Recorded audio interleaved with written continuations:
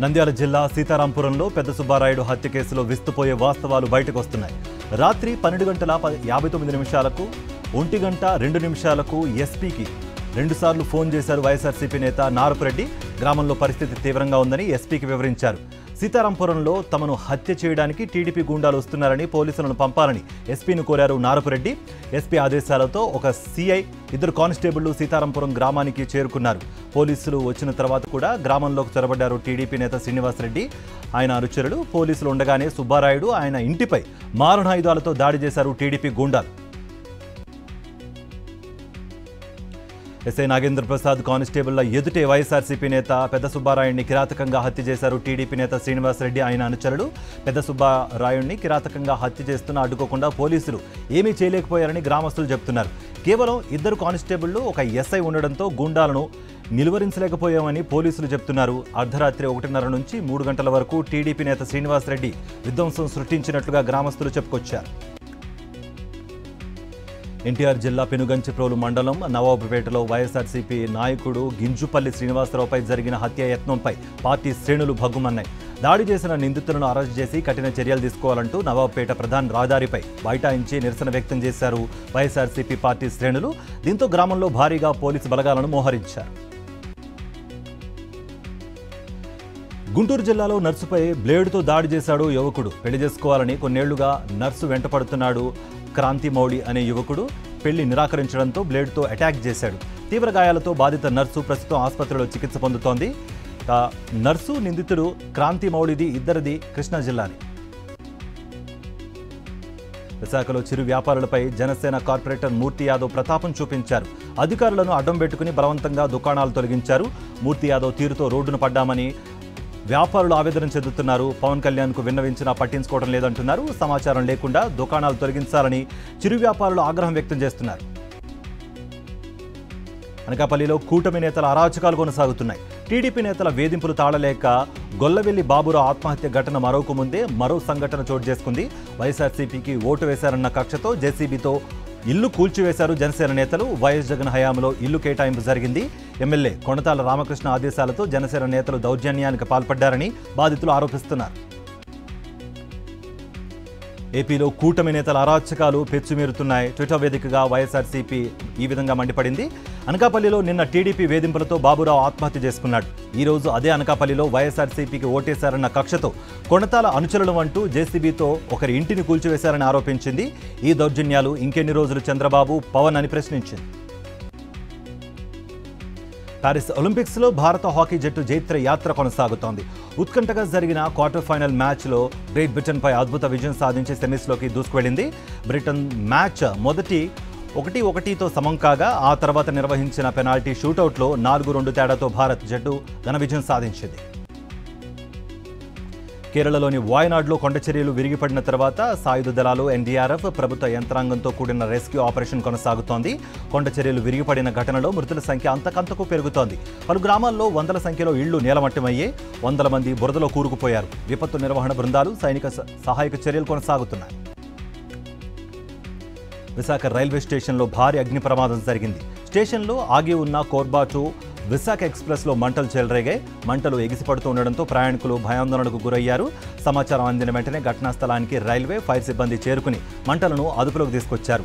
AC బోగీల్లో ఈ మంటలు చెలరేగాయి. మంటల్లో పలు బోగీలు తగలబడ్డాయి. దీంతో అప్రమత్తమైన అధికారులు స్టేషన్లో ఉన్న ప్రయాణికులను బయటకు పంపించి వేశారు. అగ్ని ప్రమాద సమాచారం అందిన వెంటనే ఘటనా స్థలానికి అగ్నిమాపక సిబ్బంది చేరుకుని మంటలను అదుపులోకి తెచ్చారు. విశాఖ రైల్వే స్టేషన్లో ప్రమాదంతో ఒక్కసారిగా ప్లాట్ఫామ్స్ అన్నీ ఖాళీ అయిపోయాయి. 4వ ప్లాట్ఫామ్లో ప్రమాదం జరగగా నిత్యం జనంతో కిక్కిరిసిపోయే 1వ ప్లాట్ఫామ్ నిర్మానుష్యంగా మారిపోయింది. The spirit of Vizag society ఆధ్వర్యంలో విశాఖ బీచ్ రోడ్లో జరిగిన హ్యాండ్లూమ్ శారీ వాక్లో హోంమంత్రి వంగలపూడి అనిత పాల్గొన్నారు. తొలుత శారీ వాక్ ప్రారంభించిన మంత్రి అనిత అనంతరం వాక్ చేస్తూ సందడి చేశారు. చీరలోనే అమ్మదనం కనబడుతుందని, చేనేత కార్మికులకు అండగా నిలబడతామని తెలిపారు. ఏపీలో రైతుల పరిస్థితి దారుణంగా ఉందని ఆరోపించారు మాజీ మంత్రి సాకే శైలజనాథ్. వర్షాలు పడక భూగర్భ జలాలు అడుగంటి బోరుబావులు ఎండిపోతున్నాయన్నారు. దీంతో ఉద్యాన పంటలు ఎండిపోతున్నట్లుగా ఆవేదన వ్యక్తం చేశారు శైలజనాథ్.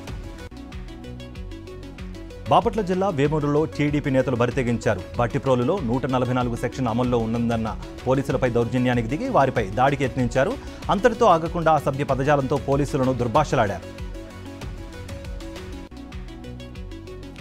తిరుపతి జిల్లా గూడూరులో పోలీసులు తనిఖీలు చేపట్టారు. జిల్లా ఎస్పీ ఆదేశాల మేరకు తనిఖీలు చేపట్టామని డీఎస్పీ సూర్యనారాయణ రెడ్డి తెలిపారు. ఈ తనిఖీల్లో సరైన ధృవీకరణ పత్రాలు లేని 11 బైకులను స్వాధీనం చేసుకున్నారు. ఈ సందర్భంగా ఎవరైనా చట్ట వ్యతిరేక కార్యకలాపాలకు పాల్పడితే కఠిన చర్యలు తీసుకుంటామని హెచ్చరించారు డీఎస్పీ. ఎన్టీఆర్ జిల్లాలో క్వారీ ప్రమాదంలో ప్రాణాలు కోల్పోయిన బాధితులకు ప్రభుత్వం 50 లక్షల పరిహారం అందించాలని సిపిఐ పార్టీ నేతలు డిమాండ్ చేశారు.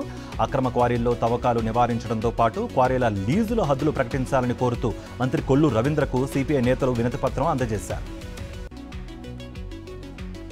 హైదరాబాద్ రవీంద్ర భారతి కాన్ఫరెన్స్ హాల్లో ఎన్టీఆర్ జర్నలిస్ట్ అవార్డు ప్రధానోత్సవ కార్యక్రమం జరిగింది.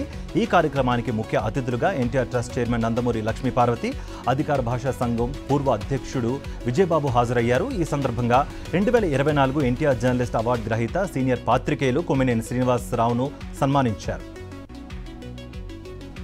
నిజామాబాద్ జిల్లా కోటగిరి మండలం కొత్తపల్లి ప్రభుత్వ పాఠశాలలో విద్యార్థులు పడుతున్న కష్టాలను మాజీ మంత్రి హరీష్ రావు ట్విట్టర్లో పోస్ట్ చేశారు. సరైన భోజనం లేక ఆకలితో విద్యార్థులు కారం, నూనెతో అన్నం కలుపుకుని కడుపు నింపుకుంటున్నారని ఆవేదన వ్యక్తం చేశారు. ఆయన ప్రభుత్వం భావి భారత పౌరుల పట్ల ఇంత బాధ్యతారహితంగా వ్యవహరించడం బాధాకరమని అన్నారు. కొత్తపల్లి స్కూల్లో విద్యార్థులు కారం కలుపుకుని అన్నం తిన్న ఘటనపై విద్యాశాఖ అధికారులు స్పందించారు. విద్యార్థుల తల్లిదండ్రులు ఇచ్చిన సమాచారంతో డీఈఓ దుర్గారావు పాఠశాలను సందర్శించారు. మధ్యాహ్న భోజన నిర్వాహకులపై ఆగ్రహం వ్యక్తం చేశారు. ఇలాంటి ఘటనలు మరోసారి జరిగితే కఠిన చర్యలు తీసుకుంటామని హెచ్చరించారు. భద్రాద్రి కొత్తగూడెం జిల్లా పూసుగూడెం వద్ద సీతారామ ప్రాజెక్ట్ పంప్ హౌస్ 2ను మంత్రి తుమ్మల నాగేశ్వరరావు పరిశీలించారు. బాహుబలి మోటార్ల ట్రయల్ రన్ కోసం వచ్చిన మంత్రి తుమ్మల కొన్ని సాంకేతిక కారణాల వల్ల మోటార్ల ట్రయల్ రన్ చేయలేమని ఇరిగేషన్ అధికారులు తెలిపారు. ఏపీలో ఇసుక లోడింగ్, తెలంగాణలో డంపింగ్. అవును, ఆంధ్రప్రదేశ్ నుంచి తెలంగాణలోని టీడీపీ అక్రమ ఇసుక దందా 3 పువ్వులు 6 కాయలుగా కొనసాగుతోంది. రాత్రి సమయంలో లారీల్లో ఇసుకను యథేచ్ఛగా తరలిస్తోంది టీడీపీ ముఠ.